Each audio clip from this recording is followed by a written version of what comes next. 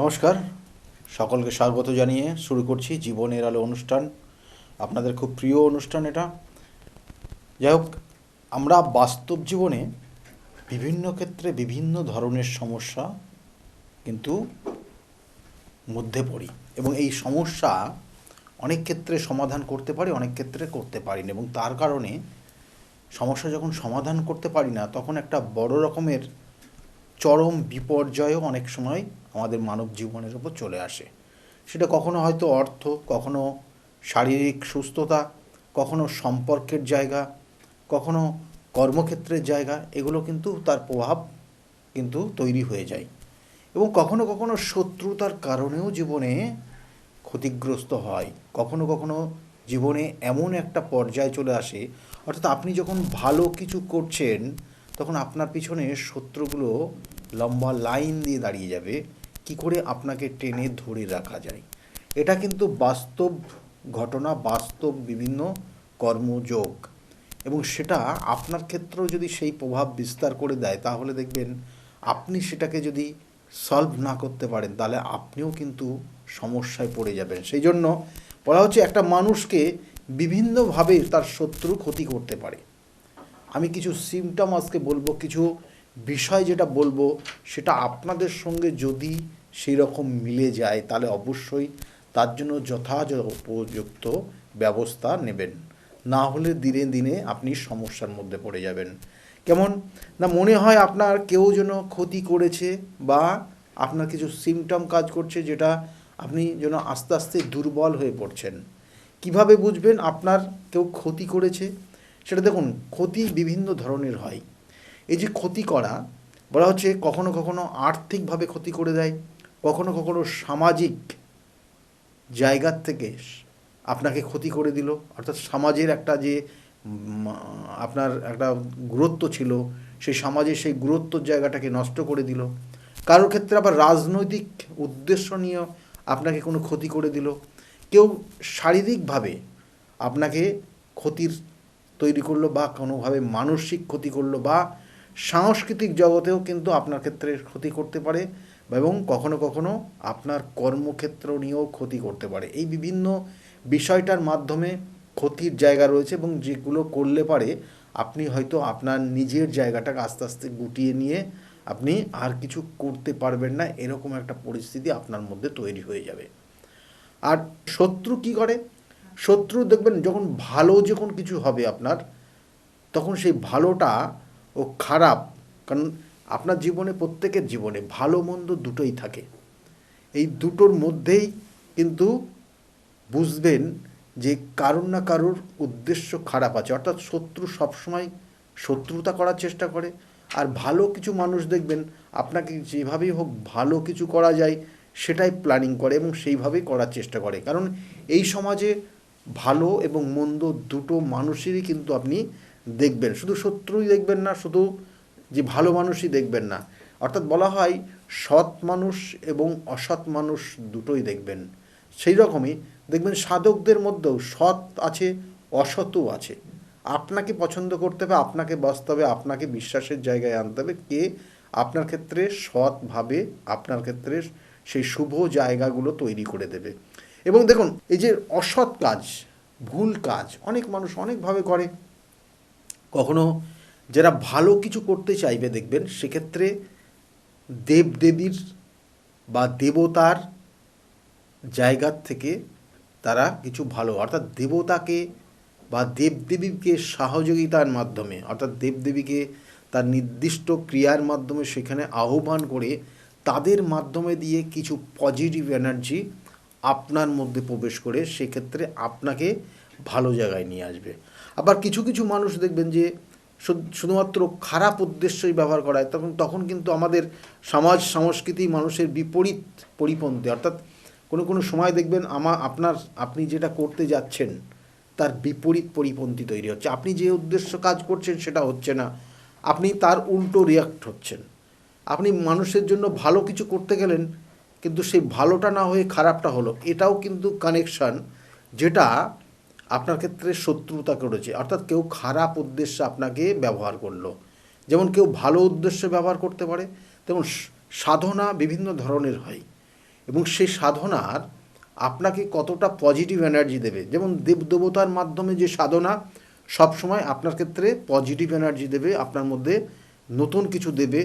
আপনি সেই উদ্দেশ্য নিয়ে সেখানে গেছেন মানে আপনার ধীরে ধীরে আপনার কাজের জায়গাগুলোর ভালো জায়গা তৈরি হবে, সফলতা আপনার জীবনে আসবে এবং হয়তো সময় লাগবে, কিন্তু এই যে বলা হচ্ছে খারাপ ঊর্জার মাধ্যমে অনেক সাধক সেখানে যেমন কাজ করে, ভালো অর্থাৎ কিছু ভালো ঊর্জাও আপনার জীবনের উন্নতি দেয় এবং এই উন্নতি আপনার জীবনের সমস্যাকে নির্মূল করতে পারে। এবং এই জন্যই বলা হয় যে আমাদের সমাজের দেখবেন সংস্কৃতির মধ্যে মনুষ্যত্বের বিপরীত পরিপন্থী অর্থাৎ কিছু অসামাজিক কাজকর্ম যেটা সমাজের পক্ষে যেমন বিপরীত পরিপন্থী, সেই রকমই একটা মানুষের ক্ষেত্রেও কিন্তু বিপরীত পরিপন্থী কিন্তু সেটা হয়। আর এই যে এই শুভ বা অশুভ বিষয়গুলোর দুজনের ক্ষেত্রে দুটো বিপরীতমুখী ক্রিয়া হয়।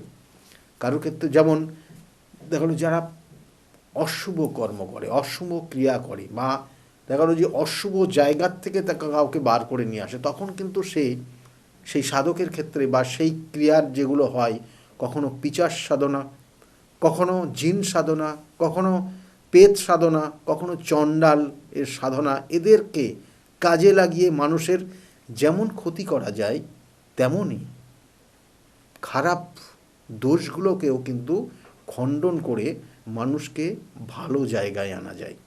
তাহলে এগুলো কিন্তু হয়। যেমন দেখুন অনেক মানুষ খারাপ জায়গা, কেমন মানে দেখা গেল যে বান মারা রয়েছে বা কিছু বলা হচ্ছে অভিচারী ক্রিয়াকর্ম যেগুলো আপনার ক্ষেত্রে স্তম্ভন করে রেখেছে, কেউ বান মেরে রেখেছে, আপনার শরীর দিন দিন দিন দিন শুকিয়ে যাচ্ছে, এগুলো তৈরি হয়ে যায় এবং সমাজের ক্ষেত্রে আপনি একটা বিপরীত পরিপন্থী বিপরীতমুখী একটা জায়গা আপনার মধ্যে চলে এসছে। তাহলে এইগুলো কিন্তু সাধারণত দেখা যায় যদি আপনার উপর কোনো খারাপ ক্রিয়া কোনো মানুষ করে থাকে। আমি বলবো শেষে যে কী কী সিমটম দেখলে আপনি বুঝবেন যে আপনাকে সত্যি করে কেউ বান মেরেছে বা খারাপ করেছে বা আপনার ক্ষেত্রে ক্ষতি করা রয়েছে, যার কারণে আপনার জীবনের সব কিছু যেন পাল্টে যাচ্ছে, সেটা নিয়ে বলবো। কারণ সায়েন্স বলছে যে পজিটিভ যেখানে থাকবে সেখানে নেগেটিভও থাকবে। দেখবেন একটা ব্যাটারির এক সাইডে পজিটিভ অর্থাৎ এখানে বলা হচ্ছে তড়িৎ চৌম্বকীয় যে আকর্ষণ, যেখানে পজিটিভ জায়গাও রয়েছে নেগেটিভ জায়গাও রয়েছে, এবং দেখবেন যে যেখানে সাদা রয়েছে সেখানে কালোও রয়েছে, যেখানে ভালো থাকবে সেখানে খারাপও থাকবে, কিন্তু আপনাকে চুজ করতে হবে কোনটা ভালো কোনটা খারাপ, এবং এই খারাপ ভালো এইগুলোর মধ্যে দিয়ে আপনাকে যেতে হবে। কখনো আপনি খারাপের কারণে আপনার জীবনেও দুর্বিষহ জায়গা তৈরি হয়ে যেতে পারে, খারাপ শত্রুতার কারণে আপনাকে এমন কিছু করে দিল আপনার পরিবার থেকে আলাদা করে দিতে পারে। তাহলে সেই জায়গাগুলো কিন্তু থাকে, কারণ যেটা এগুলো সাধারণত করে থাকে শত্রু, কারণ আপনার জীবনের শত্রু, কারণ আপনি ভালো কিছু হলেই, ভালো কিছু খাচ্ছেন, ভালো কিছু পড়ছেন, ভালোভাবে চলছেন, তখন কিন্তু শত্রু আপনার পিছনে কিন্তু ধীরে ধীরে ধীরে ধীরে আসতে থাকবে। এবং দেখার নিজেদের মধ্যে দেখবেন যে অনেক সময় এই শত্রুতা নিজেদের মধ্যে তৈরি হয়, কখনো দাদা ভাইদের মধ্যে শত্রু তৈরি হয়, কখনো ভাই বোনের মধ্যে শত্রু তৈরি হয়, কখনো কাকি জেঠিমা এদের মধ্যে শত্রু তৈরি হয়, কখনো মামার বাড়ির তরফ থেকে শত্রু তৈরি হয়, বা কখনো দেখবেন যে নিজের রিলেটিভদের মধ্যে শত্রু তৈরি হয়, এমনকি স্বামী স্ত্রীর মধ্যেও কিন্তু শত্রু তৈরি হয়, যেটা হিংসার কারণে হয়। তাই এগুলো বিভিন্নভাবে এই জায়গাগুলোকে ক্ষতি করার চেষ্টা করে, কখনো কখনো দেখা গেলো মারণ ক্রিয়া করে এই শত্রুগুলো অর্থাৎ এইভাবে একজনকে আরেকজনের ক্ষতি করার চেষ্টা করে, যেগুলো জীবনে একটা ভয়ানক পরিস্থিতি নিয়ে আসতে পারে এবং সমাজের ক্ষেত্রেও কিন্তু একটা ভয়ানক পরিস্থিতি আনতে পারে। তাই একজন অপরজনকে ক্ষতি করার একটা প্রচেষ্টা সর্বদাই থাকে এই শত্রুতার কারণে, কারণ আপনাকে শত্রুতাকে পুষিয়ে রাখা যায় না। সর্বক্ষেত্রেই শত্রুকে আপনি যদি পুষে রাখেন তাহলে এক সময় না এক সময় আপনাকে কিন্তু সমস্যায় ফেলে দেবেই। তাই একজন অপরজনকে সর্বদাই চেষ্টা করে ক্ষতি করা, শত্রু মানে ক্ষতি করবেই, এবং তাতে কখনো আর্থিক ক্ষতি হয়ে যাবে আপনার, কখনো শারীরিক ক্ষতি হয়ে যাবে, কখনো সামাজিক দিক দিয়ে আপনি ক্ষতিগ্রস্ত হয়ে যাবেন। সমাজে একটা নাম যশ প্রতিপত্তির যে জায়গা ছিল, হঠাৎ করে আপনাকে এমন কিছু একটা ব্লেম দিয়ে দিল, যার কারণে সমাজ থেকেও আপনি সেই সমাজের মানুষগুলো যে চোখে আপনাকে দেখতো সেটা আর দেখতে পাচ্ছে না, অন্যভাবে দেখছে আপনাকে। আপনি একজন দাগী আসামি বলে আপনাকে পরিচিত হয়ে যাবেন। বা কখনো কখনো বলা হচ্ছে যে যে আমাদের জীবনের কখনো কখনো সামাজিক যেমন আর্থিক যেমন যেমন বললাম, কর্মক্ষেত্র নিয়েও কিছু সমস্যার জায়গা তৈরি হয়ে যায়।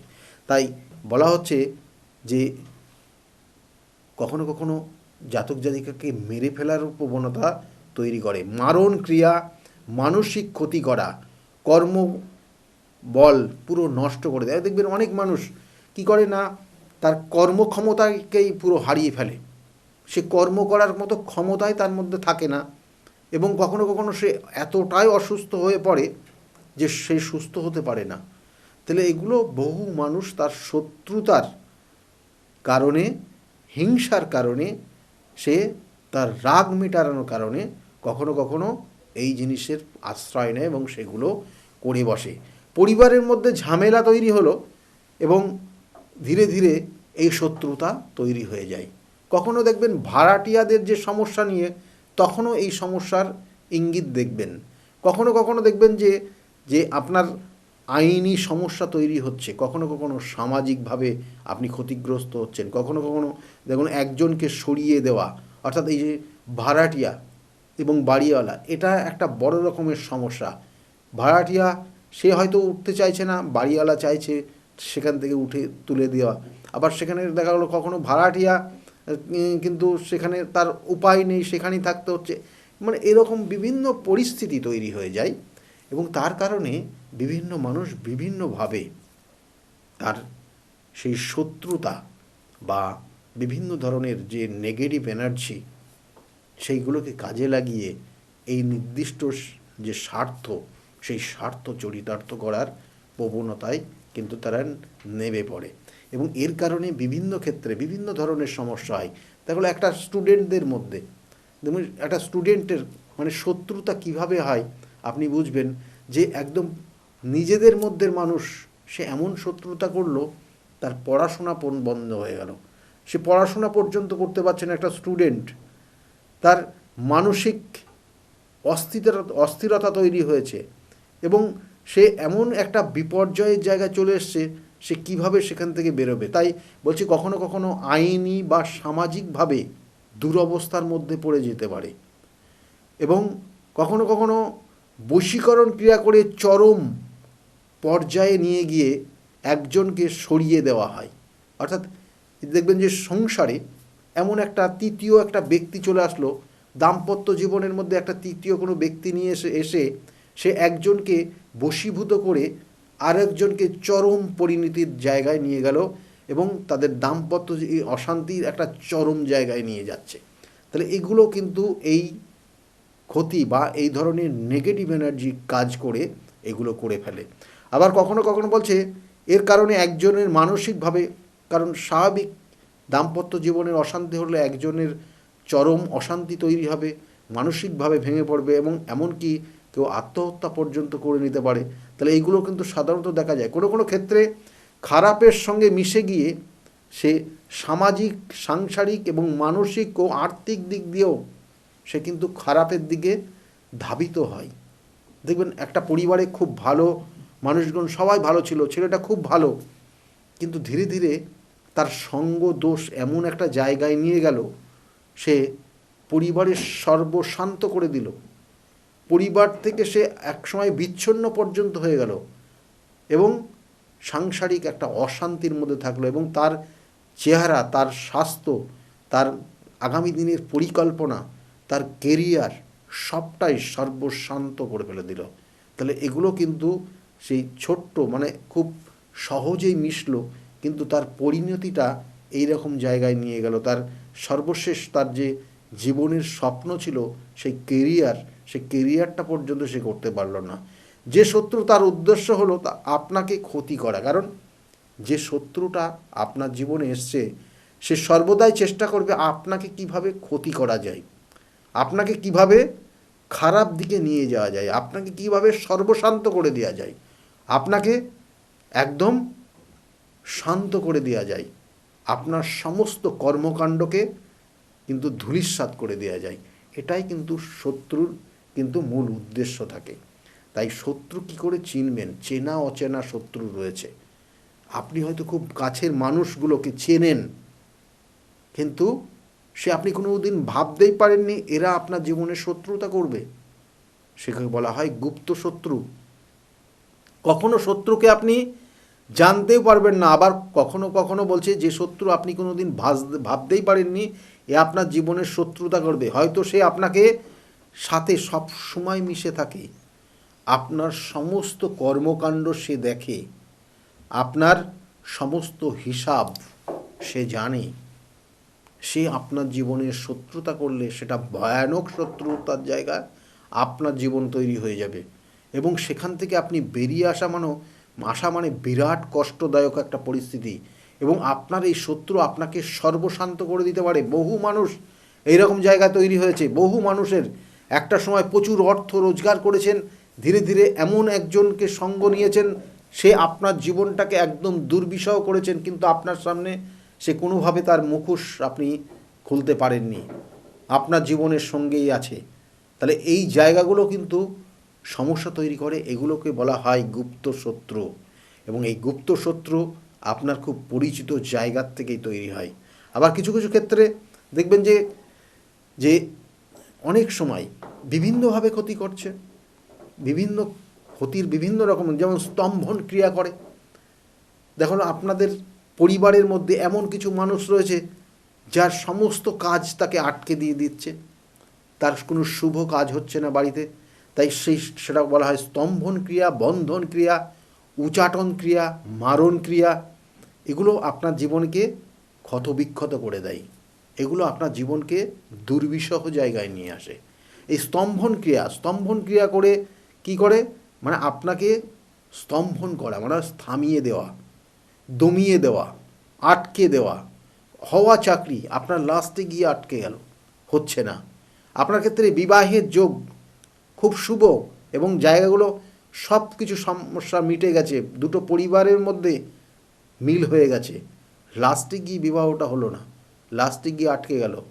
যে না বলছে জেতা যে আইন, অর্থাৎ যে আমাদের যে নির্দিষ্ট যে আইন রয়েছে, সেখানে দেখা হলো আপনার ক্ষেত্রে জিনিসটা জেতা, যে লড়াইয়ের মধ্যে দিয়ে আপনি যাচ্ছেন, আপনি ফাইনাল জায়গায় দাঁড়িয়ে গেছেন, আপনার ফরেই আছে সমস্ত কিছু, লাস্ট মোমেন্টে গিয়ে আপনার জিনিসটা উল্টে গেল। এটা কিন্তু আপনার ক্ষেত্রে সমস্যার জায়গা তৈরি করে, এবং এইগুলো এইভাবেই কিন্তু ধীরে ধীরে ধীরে ধীরে একটা মানুষকে সমস্যার মধ্যে জড়িয়ে দেয়। কেউ দেখছে, কোনো কোনো ক্ষেত্রে দেখবেন যে কেউ দেখা গেল আপনার উপর অত্যাচার করে এমন কিছু সমস্যা তৈরি করেছে, যেটাকে বলা হয় স্তম্ভন ক্রিয়া। যে স্তম্ভন ক্রিয়ার বললাম আটকে গেয়া, বন্ধন ক্রিয়া যেমন বললাম বন্ধন করা, অর্থাৎ এই যে বন্ধন, যেমন স্তম্ভনগুলো বললাম লাস্টে গিয়ে আটকে গেল। আর বন্ধন বলছে বিবাহের ক্ষেত্রে আপনার দেখবেন যে মেয়ের বিবাহ হওয়ার যোগ রয়েছে, সব কিছু ফাইনাল, লাস্টে গিয়ে বিবাহ হলো না। সেই সন্তানের শুভ কাজ হওয়ার যোগ রয়েছে, কিন্তু লাস্টে গিয়ে শুভ কাজটা হলো না। আপনার অর্থপ্রাপ্তির যোগ রয়েছে, কিন্তু লাস্টে গিয়ে আপনি আপনার প্রাপ্য অর্থটা আপনি ফেরত পাচ্ছেন না।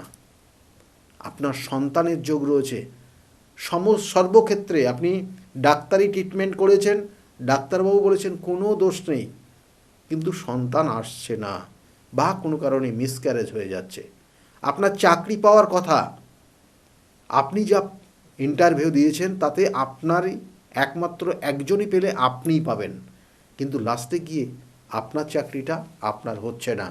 এগুলো বলা হয় বন্ধন ক্রিয়া। তাই বলা হচ্ছে বিবাহ বন্ধন, অর্থ বন্ধন করে দেওয়া, সন্তানের ক্ষেত্রে বন্ধন করা, কর্ম বন্ধন করে দেওয়া, এবং কখনো কখনো আপনার বাস্তুকেও বন্ধন করে দেয়, যে বাস্তুতে কোনো ধরনের শুভ কাজ হতে চায় না। এবং এগুলো কিন্তু সঠিক তার প্রতিকার প্রতিবিধানও আছে, কোনো ভয় পাওয়ার ব্যাপার নেই। নির্দিষ্ট ক্রিয়া, নির্দিষ্ট কর্ম যোগ, নির্দিষ্ট তিথি যোগে এইগুলোর কিন্তু সঠিক তার প্রতিকার প্রতিবিধান রয়েছে।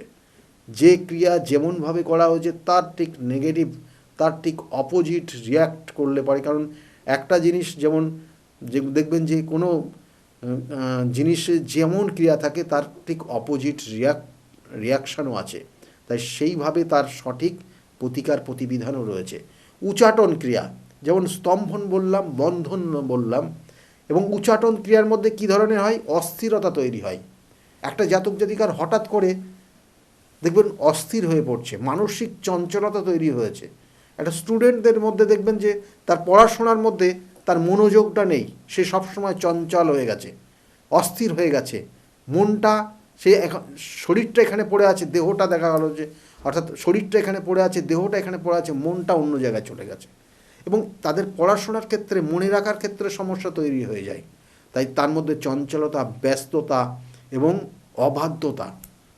অবাধ্য হয়ে যাওয়া, কারোর কথা শোনে না, এগুলো কিন্তু উচাটন ক্রিয়া।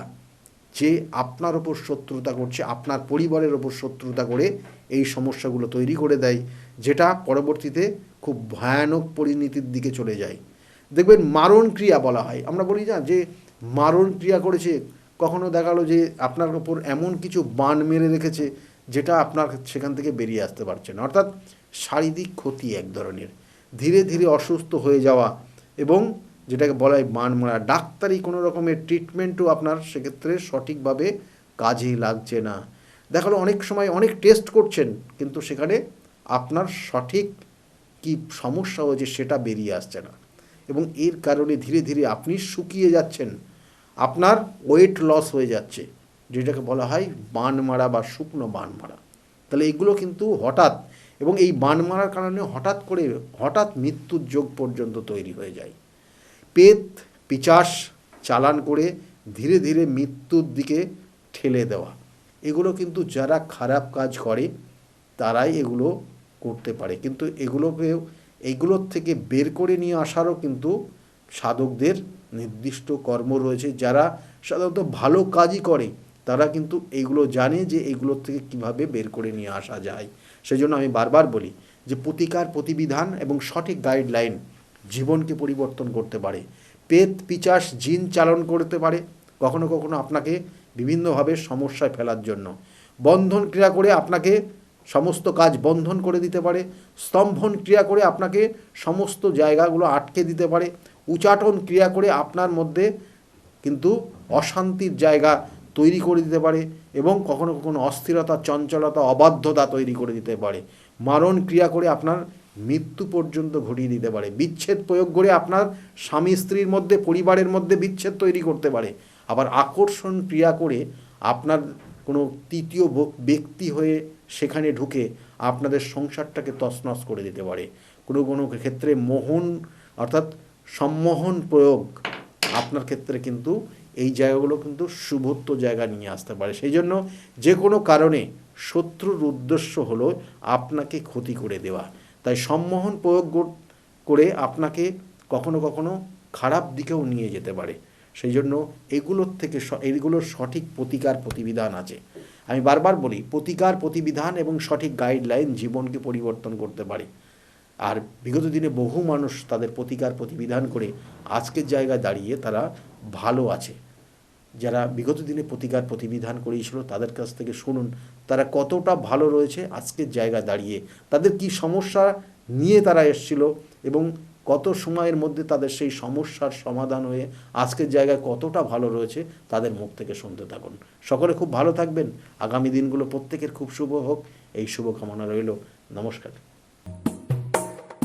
ডক্টর গৌতম শাস্ত্রী আর 5 জন অ্যাস্ট্রোলজারের থেকে কেন তিনি আলাদা? স্বাভাবিকভাবে আপনাদের মনে এই প্রশ্ন আসতেই পারে। দূর দূরান্ত থেকে নানান সমস্যায় জর্জরিত মানুষ ছুটে আসে তার কাছে। গ্রহদোষ হোক কিংবা কাল সর্পদোষ, অথবা ধরুন মাঙ্গলিক দোষ কিংবা অন্য যে কোনো সমস্যা, তারা জানেন সব সমস্যা স্থায়ী সমাধানে এক এবং অদ্বিতীয় ডক্টর গৌতম শাস্ত্রী। চলুন আজ আপনাদের সাথে পরিচয় করিয়ে দিই এমন কিছু মানুষের, এবং শুনে নিই তাদের কথা। আমি দাদার কাছ থেকে কথাগুলো শুনছিলাম, শুনতে শুনতে দাদা আমাকে হঠাৎ করে থামিয়ে দিতে বললেন এবং দাদা বলছেন যে আমার কথাটা আগে শুনুন। সত্যিকার ওনার কথাটা আগে কিন্তু শুনতে হবে, সেই জন্যই আমি আবার দাদার কাছ থেকে শুনতে চাইবো যে আচ্ছা দাদা, আপনার মনে কি কোনো ক্ষোভ ছিল, কোনো অসন্তোষ ছিল, যে কারণে আপনি সব বাধা পেরিয়ে ডক্টর গৌতম শাস্ত্রীর কাছে এসেছেন? আমি একজনের কাছে গিয়েছিলাম, নাম প্রকাশ করব না, কিন্তু খুব বলে যে ভালো ভালো ভালো, মানে নিজের সম্বন্ধে অনেক ভালো একটু বাড়িয়ে বলে আর কি, কিন্তু কার্যক্ষেত্রে সেটা হয় না। আমি প্রোগ্রাম দেখে আমিও গেলাম, যাওয়ার পরে আমাকে বললে এই প্রতিকার লাগে, প্রতিকার করলাম, দেখলাম প্রতিকার করার পরে এবার আমাকে একটা নিয়ম ছিল, সেই নিয়মটা হওয়ার পরে আমি বললাম, ফোন করলাম, ফোন ধরে না, ফোন করলে ফোন ধরে না। যাই হোক, সে জানি আমার পয়সাটা জলে গেল। এবার একদিন আমার মেয়েকে স্কুল থেকে নিয়ে এসেছি, 2:35 নাগাদ, স্যারের দিকে প্রোগ্রাম হচ্ছে, প্রোগ্রামটা ভালো পছন্দ হলো, আমি ফোন লাগালাম। সেই দিনকে ফার্স্ট দেখলাম আমার মানে ভবিষ্যতে কি হয়েছে না হয়েছে, সঙ্গে সঙ্গে আমার 3-4টে কথা সঠিক বললো। সেদিনকে ছিল মঙ্গলবার, আমি বললাম দেখাবো, বলে আজকে মঙ্গলবারে হয়ে যাবে। আমি চলে এলাম সঙ্গে সঙ্গে স্যারের কাছে। যখন আমি আলোচনা করছি বসে, স্যার বলে এই প্রোগ্রামটা দেখলাম না কিছুক্ষণ আগে। আমি হ্যাঁ স্যার, আমি 2:35 আমি প্রোগ্রাম দেখেছি, রাত্রিবেলায় আবার এসেছি 8:30টার সময়। স্যারকে আবার দেখালাম কালীঘাটে, মানে একটা রাজবাড়ি না কি, ওইখানে দেখালাম। হ্যাঁ, ওখানে দেখালাম। স্যার আমাকে যেগুলো বললো সবগুলোই ঠিক, মানে আপনার পাস্ট কি হয়েছে না হয়েছে সব কিন্তু বলেছেন ডক্টর গৌতম শাস্ত্রী, এবং আপনার ডেটা নিয়ে। আপনার সঙ্গে কিন্তু ডক্টর গৌতম শাস্ত্রীর আগে কখনো দেখা হয়নি, ওই প্রথম কিন্তু দেখা হয়েছিল, তাই কি? সেটা বলুন দর্শকদের। আমার কথা হচ্ছে, আমি টিভিতে দেখলাম, দেখার পরে ভালো লাগলো প্রোগ্রাম দেখে আমি সঙ্গে সঙ্গে ফোন করলাম। এত ভালো প্রোগ্রাম, এত ভালো কথা বলে, আমার খুব ভালো লেগেছে। আমি সেই দিনকেই রাত্রিবেলা কালীঘাটে দেখানোর পরে আমাকে বললো এইটা লাগবে। আমার ঠিক আছে, তোমার ব্যবসা চলছিল, ব্যবসা একটু প্রবলেম হয়েছে, আমার কাছে আসবে, প্রতিকার করে দেবো, ঠিক হয়ে যাবে। আমি খুব খুশি। আমাকে তারাপীঠও যেতে বলেছিল, আমি বললাম তারাপীঠ আর যাবো না, আপনার বাড়িতে রত্নন্দী কালী পুজোয় যাবো। আমি খুব খুশি, আমার কাজ হয়েছে, মানে হয়েছে বলে আগে কাজ করিয়েছি। আচ্ছা আচ্ছা, এবার তা বলে আরো কাজ আছে, আমার কাজ আছে, 8:30 অব্দি, রাত 8:30 থাকতে হবে। মানে এটা কি আমার সঙ্গে স্বীকার করবেন দাদা যে ডক্টর গৌতম শাস্ত্রীর কাছে এলে সাকসেসটা হাতের মুঠোয় পাওয়া যায়? ফার্স্ট টাইম তো এলাম আমি। এর আগে কাজ করিয়েছেন আপনি? না না, স্যারের কাছে করিনি, অন্য জায়গায় করেছি। কোনো আপনার মধ্যে কি এটুকু আশা জাগছে? স্যার আমাকে যেটা বলেছে, অরিজিনাল কথা বলেছে, আমার ভবিষ্যতে কি হয়েছে না হয়েছে সবই বলেছে। আমার ভালো লেগেছে, নির্দ্বিধায় আমি চলে এসেছি। তবে এখানে আসলে আশা করি ভালো লোকে, আমি তো এসে দেখলাম যে ভালো, লোকেরা আসুক, ভালো সার্টিফিকেট পাবে। ধন্যবাদ আপনাকে। আচ্ছা, এবার দিদির কাছে চলে যাই। দিদি, আপনার নামটা বলুন। আমার নাম দীপ্তি মণ্ডল। দীপ্তি মণ্ডল কোথা থেকে আসছেন আপনি? পাটানগর থেকে আসছি। পাটানগর থেকে দীপ্তি মণ্ডল আজকের এই শুভ দিনে রটন্তী কালী পূজায় উনি চলে এসেছেন। মনের মধ্যে কি কোনো কিছু আছে যে এমন কিছু যে আজকের এই দিনটা আমি কাজে লাগাবো, আজকের এই শুভ দিনটা আমার জীবনের খুব মহত্বপূর্ণ গুরুত্বপূর্ণ দিন, সেই বিষয়ে কি আপনি কিছু বলতে পারবেন?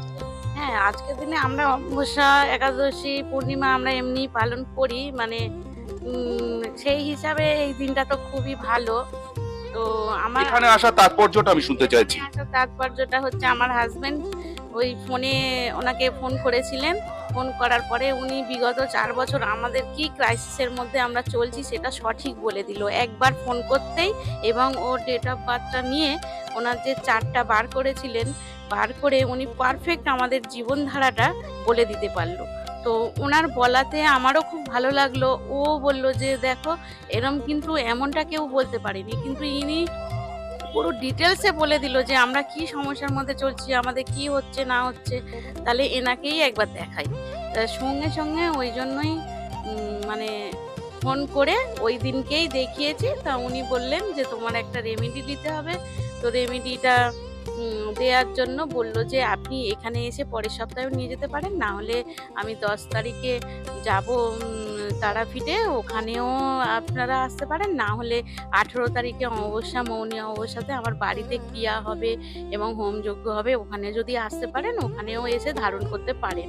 তখন আমরা সিদ্ধান্ত নিলাম যে এখানেই আমরা আসবো, আপনার বাড়িতেই আসবো। তাই আমরা আজকে এসেছি। আজকে ওর ক্রিয়া হয়েছে এবং ওইটা ধারণ করিয়েছেন এবং পরবর্তী হোমযজ্ঞে হবে, সেটা দেখার অপেক্ষায় আছি।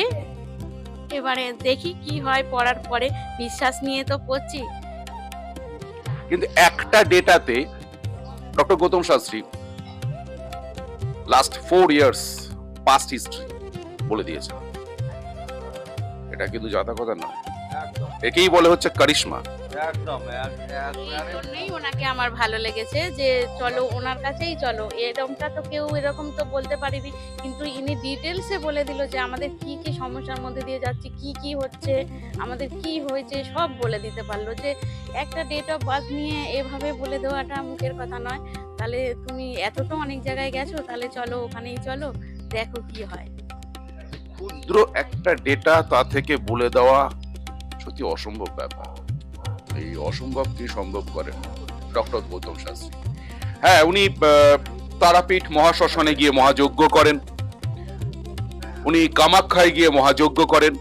এই অমাবস্যাগুলোতে কিন্তু আপনারা ওনাকে পাবেন তারাপীঠ মহাশ্মশানে, ওনাকে পাবেন কামাখ্যায়, ওনাকে পাবেন কঙ্কালীতলায়, বিশেষ প্রয়োজনে বেনারসে।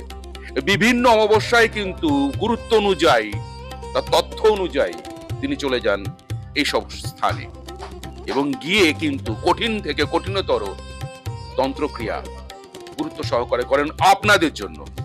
বলছে ওর খুব শরীরটা ভালো থাকে না, আচ্ছা, তারপরে ওর চাকরি তো বলে কি আসতে পারে, বাধা আসতে পারে, বদনাম আসতে পারে চাকরি ওইখানে। তারপরে ওর মাঙ্গলিক দোষ আছে একটু, আর অনেক কটা দোষ আছে, স্যার গুলো কাটিয়ে দেবে। কিছু কথা না বলা যায় না। ঝর্ণাদি কিন্তু সেই কথাগুলো বলতে চাইছেন না। এগুলো সিক্রেট রাখাই প্রয়োজন, কেননা ব্যক্তিগত কিছু সমস্যা থাকে, যে সমস্যার কথা একমাত্রই ডক্টর গৌতম শাস্ত্রী জানেন। প্রত্যেকেই ওই জন্য কিন্তু এখানে আসছেন।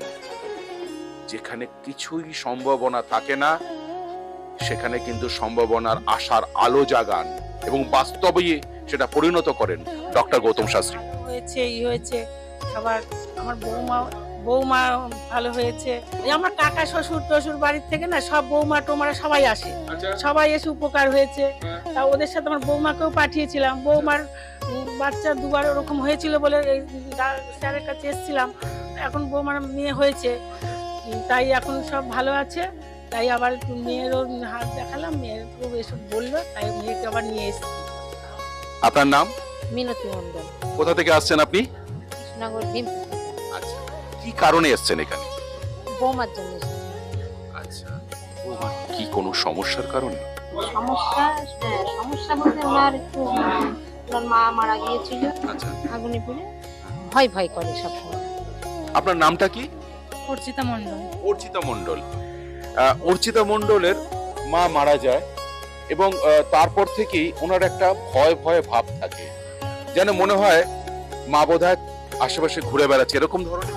হ্যাঁ, ছেলে ফোন করলো আপনাকে? হ্যাঁ, ছেলে হঠাৎ করে মানে হঠাৎ করে ফোন? হঠাৎ করে একদিন ফোন করে বলছে, বাবা তুমি কোথায় আছো? আমি একটু অসুবিধার মধ্যে পড়ে আছি, তো আমি তোমার সঙ্গে ইমিডিয়েট কথা বলতে চাই। আমি তখন ওখান থেকে দিল্লিতে ছিলাম, দিল্লি থেকে আমার মানে ফ্লাইট করলাম, ফটাফট এমার্জেন্সিতে আমি চলে এলাম। আর ছেলে ফোন করেছে, এটা আমার কাছে একটা বিশাল বড় একটা মানে যে ছেলে চলে গিয়েছিল, মানে বাবাকে একটু বলতে গেলে আপনার ছেলের সাথে প্রায় সম্পর্ক শেষ, তলানিতে এসে ঠেকেছিল। সেই ছেলে কিন্তু মিরাকেল ভাবে আপনাকে ফোন করলো এবং বললো যে আমি আসতে চাই বাবা। আসতে চাই বাবা। এবং ডক্টর গৌতম শাস্ত্রীর কাছে এই বিষয়টা নিয়ে উত্থাপন করার ঠিক 41 কি 42 ডেজের পরেই উনি চলে এলেন, তাই তো? উনি চলে আসার পর, বাবা আমি তোমার কাছে থাকতে চাই, আর তুমি কি পড়াশোনা করবে? তো বললো, বাবা তুমি কি বলতে চাও? আর তুমি সিএ পড়ো, আমার যখন বিজনেস আছে, তোমারই ওয়ারিশ সূত্রে তুমি। তারপরে আমি আলোচনা করে 70% শেয়ার ওনাকে দিয়ে ছেলেকে দিয়ে দিলাম। আমি এখন প্রায় 1 বছরের ওপর হয়ে গেছে, এখন ছেলেটা এখানে সিএ পড়ছে, সেটেল হয়ে গেছে পুরো। সব থেকে বড় ব্যাপার, কম্পিটিশন মার্কেট ওয়েস্ট বেঙ্গলের মধ্যে, ইন্ডিয়াতে আমাদের প্যান ইন্ডিয়াতে কাজ চলছে। আমি অনেক কন্ট্যাক্ট আমার কাছে আছে, বাট রেলের টেন্ডারের জন্য আমার খুব ঝামেলা চলছিল প্রচন্ডভাবে। হঠাৎ করে রেলের ডিআরএম, এই যে আসানসোল আর এই যে আমাদের আন্ডার ডিভিশনের যে ডিআরএম, একদিন আমাকে ফোন করছে, বাবু আপনি তো L1 হয়ে গেছেন, আপনি জানেন না? আমি দেখিনি, আমি হোপলেস হয়ে গেছিলাম, না রেলের টেন্ডার কি হবে। আমি একটা সাধারণ মানুষ, অত বড় টেন্ডার আমি কি করে পাবো? ফট করে দেখি অনায়াসে বলছে আপনি তো L1 হয়েছেন, 28টা কোম্পানির মধ্যে আপনি L1 হয়েছেন। আচ্ছা, এই একটা গেল। তারপরে টোটালি ডকুমেন্টস আছে, এ নয়, এটা টোটালি আমাদের 37,000 ইন্ডাস্ট্রি আছে ওয়েস্ট বেঙ্গলের মধ্যে। তার মধ্যে 500 ইন্ডাস্ট্রিকে সেন্ট্রাল চুজ করেছে, যেটা বেশি এমপ্লয় করে। তো সেন্ট্রাল গভর্নমেন্ট থেকে একটা অ্যাওয়ার্ড এসছে যে 500 কোম্পানির মধ্যে আমাদের কোম্পানি একটি কোম্পানি। এটা আমার কাছে সব থেকে বড় পাওনা। এই জিনিসগুলো উনি বলেছিলেন, যে আমি যে জিনিসগুলো বলছি, ডক্টর গৌতম শাস্ত্রী উনি বলেছিলেন আমাকে, মানে একটা ভবিষ্যৎবাণী। আচ্ছা, আমি মানতাম না। বলেছিল আপনি এইসব কাজগুলো করবেন, আপনার সময়টা প্রচন্ড ভালো আসছে, তবে 7.5 চলে যাবে, কিন্তু আপনি ঘাবড়াবেন না। যদি কোনো অসুবিধা হয় আপনি আমার কাছে আসবেন, লাগাতার কন্ট্যাক্ট রাখবেন, তার জন্য কোনো পয়সা লাগবে না। তখন আমি বললাম যে ঠিক আছে, কখনো কখনো অমাবস্যা, আজকে জাস্ট আমাকে ডেকেছিল, অনেক দুটো অমাবস্যা আমি মিস করেছি। আচ্ছা, এই প্রসঙ্গে কি আমি বলতে পারি যে বন্ধ ভাগ্যের দরজা খুলে দিতে পারেন ডক্টর গৌতম শাস্ত্রী? আমি এটা 80% আমি আমার মনের মানে 80% বলতে পারি। আমি 20% থেকে রাখতে পারি না, কারণ ভাগ্য একটা কাজ করে। 80% আমি বলে দিতে পারি। তার মানে কিন্তু জগন্নাথ মিত্র স্বীকার করছেন যে 80% আমি 80% একদম বিলিভ করি। বন্ধ ভাগ্যের দরজা খুলে দিতে পারেন ডক্টর গৌতম শাস্ত্রী। এটাই আমাদের কাছে সবচেয়ে বড় পাওয়া। থেকে উনি যখনই করবেন, 3-4টে ওনার কন্ট্যাক্ট আছে, ওনার কথাগুলোকে শুনতে হবে। খুব ভালো লাগলো, জগন্নাথ মিত্রের সঙ্গে কথা বললাম। জগন্নাথ মিত্র কিন্তু একটাই কথা বলেছেন যে আমার যে সব সমস্যাগুলো ছিল সেগুলো কিন্তু হতে পারে যে তার কেরিয়ারের দিক থেকে, তার ব্যবসার দিক থেকে, কিন্তু আরেকটা সম্পর্ক, যে ছেলে আসবে নাই, একদমই সবথেকে মেইন আছে, যে আসবেই না বলেছিল বাবার কাছে, সে কিন্তু ফিরে এসেছে। কার জন্য? ডক্টর গৌতম শাস্ত্রীর জন্য। আপনারাও যারা এই অনুষ্ঠান দেখছেন তারাও কিন্তু এক বাক্যে স্বীকার করবেন যে সাকসেস হাতের মুঠোয় এনে দেন ডক্টর গৌতম শাস্ত্রী, বন্ধ ভাগ্যের দরজা খুলে দেন ডক্টর গৌতম শাস্ত্রী। কি নাম আপনার? আমার নাম মানিক করগুপ্ত। মানিক করগুপ্ত। আপনি কোথা থেকে এসেছেন? আমি কল্যাণী থেকে এসেছি। কিসের টানে, কিসের আকর্ষণ এখানে আসা? আমি অনেক জ্যোতিষীদের কাছে গিয়েছিলাম, কিন্তু আমি সেভাবে ফল পাইনি। আমি তারপরে টিভিতে ফলো করি, কার কাছে গেলে পাওয়া যায়। ফল তো পাওয়া যায়, কিন্তু কার কাছে গেলে আমি ফল পাবো সেটা আমি চেষ্টা করি। দেখতে দেখতে ওনার প্রোগ্রাম দেখি এবং ওনাকে আমি অনেক দিন ধরে ফলো করি। ফলো করার পরে আমার মনে হলো যে এরকম একটা ডক্টর গৌতম শাস্ত্রী ভদ্রলোক, ওনার কাছে গেলে আমি আশা করি কাজ পাবো। যে কাজের জন্য আমি চেষ্টায় রয়েছি সেই কাজটা আমি পাবো। মানে আপনি যে সমস্যা জর্জরিত, ডক্টর গৌতম শাস্ত্রী সেই সমস্যা থেকে আপনাকে উদ্ধার করতে পারবেন, এটাই আপনার বক্তব্য। এটাই আমার বাবা। মানিক বাবু খুব সুন্দর বললেন, কিন্তু অনেকের অনুষ্ঠান দেখেছেন, কিন্তু ডক্টর গৌতম শাস্ত্রীর যে প্রেডিকশন টিভিতে, সেটা থেকে অনেকেই অ্যাট্রাক্ট হন, যে একটা সামান্য ডেটা ফোনের মাধ্যমে বলে দিচ্ছে, তারপরে কি করে ভদ্রলোক তার পাস্ট, তার প্রেজেন্ট অ্যান্ড ফিউচার ডিটেলসে বলে দিচ্ছে।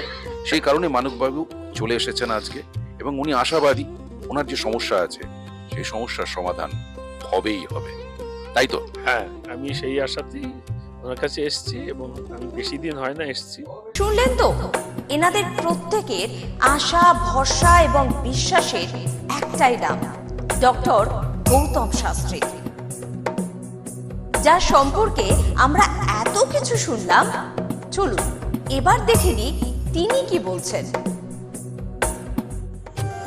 আজকের যে ফিডব্যাক আপনারা পাচ্ছেন, এগুলো কিন্তু আমার সবটাই আমার গুরুদেবের আশীর্বাদ। কারণ গুরুদেব আমাদেরকে একটা জিনিসই বলেছিলেন, যে যেভাবেই হোক মানুষকে উপকার করলে তোমার কিন্তু আগামী দিনে দেখবে তোমার মানুষ কিন্তু তোমার পাশে এসে দাঁড়াবে।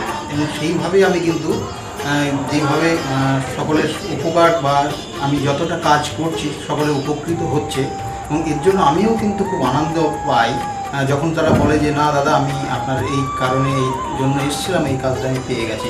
সুতরাং আমিও চাই যে এইভাবে মানুষের পাশে থেকে মানুষকে সহযোগিতা করে মানুষকে আরও ভালো জায়গায় পৌঁছে দেওয়া।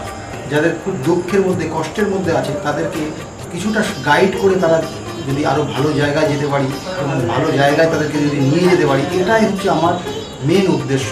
অর্থাৎ তারা যদি আরও ভালো জায়গায় যেতে পারে, সেখান থেকে যে আনন্দ উপভোগ করতে পারবো আমি, সেটা কিন্তু চিরস্থায়ী থেকে যাবে। তাহলে আর দেরি কেন, চটপট ফোন করুন 9836410969 অথবা 8335805241 এই নাম্বারে। শুধুমাত্র একটি ফোন, যা পাল্টে দিতে পারে আপনার গোটা জীবন।